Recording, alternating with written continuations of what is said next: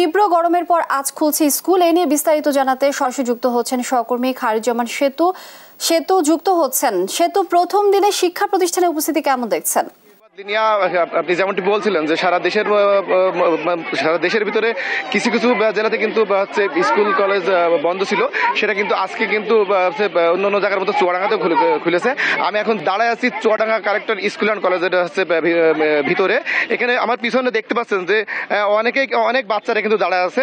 তো সেক্ষেত্রে এইখানে আমি এনাদের সাথে একটু কথা বলবো। এই বাচ্চারা যারা আছে, দেখি বাবু তুমি আসো তো, দেখি আচ্ছা বলে আসো। তোর নাম কি? কোন ক্লাসে পড়ো? থ্রিতে। আচ্ছা আচ্ছা, এই যে স্কুল খুলেছে এতে কি তোমরা খুশি? জি।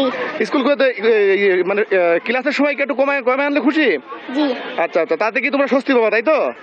আচ্ছা আচ্ছা, যেমনটি শুনছিলেন আর কি, আমরা আরেকটা ছাত্রদের সাথে কথা বলবো। আচ্ছা তুমি বলো তো, তোমাদের স্কুল খুলেছে, এই স্কুল মানে কিভাবে চললে খুশি হয়? যে গরমে কি স্কুলে আগাই দিতে হবে নাকি ক্লাসের সময় একটু কমাই দিতে হবে? একটু বলবো একটু ভালো হতো স্যার।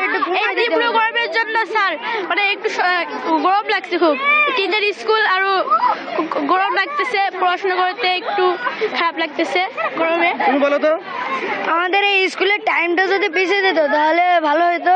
সকালবেলা আগাই দিলে ভালো হবে। সকালবেলা গরম কম থাকবে, সেটা যেন পড়ালেখায় স্বস্তি হবে আমাদের। আচ্ছা যেমনটি শুনছিলেন আর কি, এই যে মানে বাচ্চাদের মতো কিন্তু অভিভাবকরাও আমাকে যেটা বলছিল সেটা হচ্ছে স্কুলের সময় একটু হচ্ছে আগিয়ে দিয়ে, ক্লাসের সময় একটু আগিয়ে দিয়ে যদি স্কুল দ্রুত শুরু করে দ্রুত শেষ করা যেত তাহলে হয়তো গরমের স্বস্তি পেত। কারণ আজকে কিন্তু চুয়াডাঙ্গাতে সকাল 9টায় তাপমাত্রা রেকর্ড করা হয়েছে 32 ডিগ্রি সেলসিয়াস, একই সাথে বাতাসের আর্দ্রতা ছিল 63%। এই ছিল চুয়াডাঙ্গা থেকে সর্বশেষ। লিনিয়া। সেতু, ধন্যবাদ আপনাকে। দর্শক, তীব্র গরমের পর আজ খুলছে স্কুল, এ বিষয়ে বিস্তারিত জানাচ্ছিলেন সহকর্মী খায়রুজ্জামান সেতু।